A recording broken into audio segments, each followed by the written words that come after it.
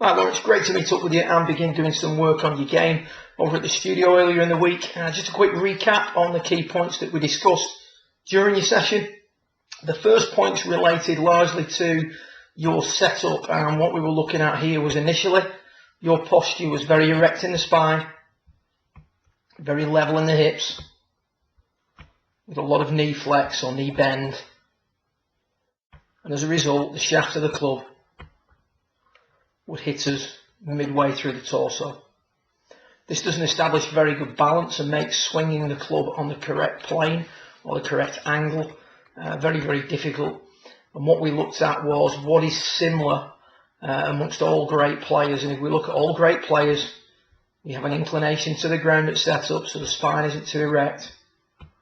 The hips are angled forward. There is flex in the knees, but they aren't overbent. And a line going through the shaft, generally speaking, will hit that player somewhere around the belt line. So in order for you to feel this, we took the setup, we felt like we dropped the handle, and you can see here I just push you forward so that the weight's a little bit more on the balls of your feet, pushing the handle down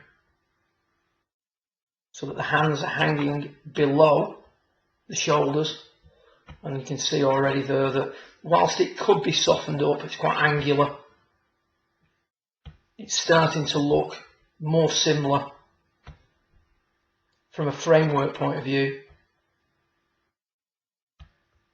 to the great plays that you see than your starting point. So much, much better setup in regards to your posture.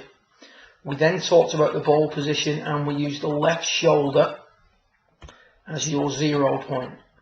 So all shots are played from an area between the left shoulder and the centre of your stance. And the further forward the ball is, the more level the angle of attack would be, and the more in line the swing would be. And the more back in the stance the ball is, the more downward we hit, and the easier it is to hit out at the golf ball. We discussed the fact that swing plane or the golf swing is a 3D affair.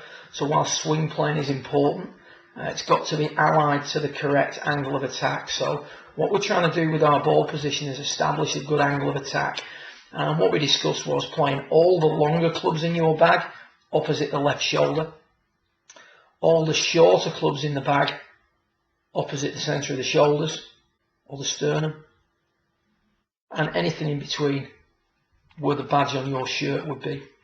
At the start of the session, the ball was just a little bit too far back, meaning that every shot had too much of a descending blow, and as a result you were doing some funny things during the downswing to try and compensate for that. So we can see here with Grant Waite, we've got the ball positioned approximately 2 golf balls back of that left shoulder, which means that he can hit down and out at the golf ball quite easily. So the in-to-out swing path that a lot of people are looking to create can be inbuilt at setup. So obviously you've still got to try and do the things in the swing that allow that to be maintained, but you are a long way there if you establish the correct ball position and understand the effects of the ball position on the path of the golf club. One of the things that you noticed during your session when we got into the swing was that you were hitting the ball further and straighter.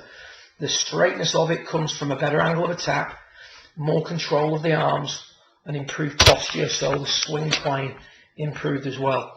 If we look at the start of the session, the thing that we highlighted was that the arms flexed a lot, so we made quite a long backswing, but on the way through there was a lot of flexing of the arms.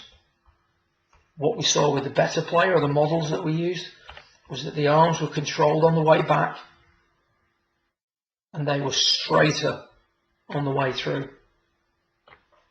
And then this is used towards the end of the session. The ball position on this one is still a little bit too far back on this particular shot. Your posture is much better, but on this particular shot what we're trying to do here more than anything is control the arms So if we look at, ignore that line, if we look at the angle the left arm ends up on in your original swing, it's very bent, it's travelled a long way. On the far right of the screen, you can see there's much more of a similarity to what we're seeing with our model. So we're controlling the arms in the backswing, and then our next goal is to keep the arms straighter through the ball. Initially, there was a lot of flexing of the elbows. Towards the end of your session, your goal here is to try and keep the arms as straight as you can through the hip.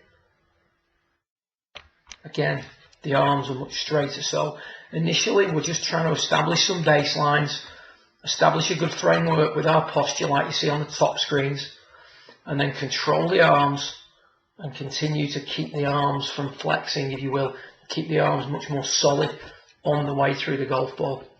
We layer in more and more detail as we go, and the changes then start to be a little bit more unique to you. Every golfer is different, obviously, at the end of the day, but we do have that framework to work within. In your case, establishing a good posture, establishing a good ball position, controlling the arms, and continuing to keep the arms straighter for longer in the through swing rather than over flexing like we see on the far left.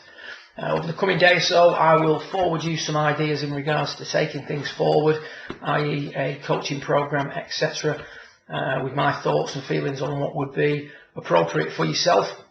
It needs to include some short game stuff, some on-course stuff, etc. I'll put you a bit of a package together. And then what we'll need to do then is, once you're happy with it, we'll need to speak and secure some dates that are convenient for us both, and get the thing going as soon as possible. Well done. Hope the golf the day after your lesson went well. I look forward to hearing some feedback on that, and I look forward to subsequent lessons in the near future. Well done.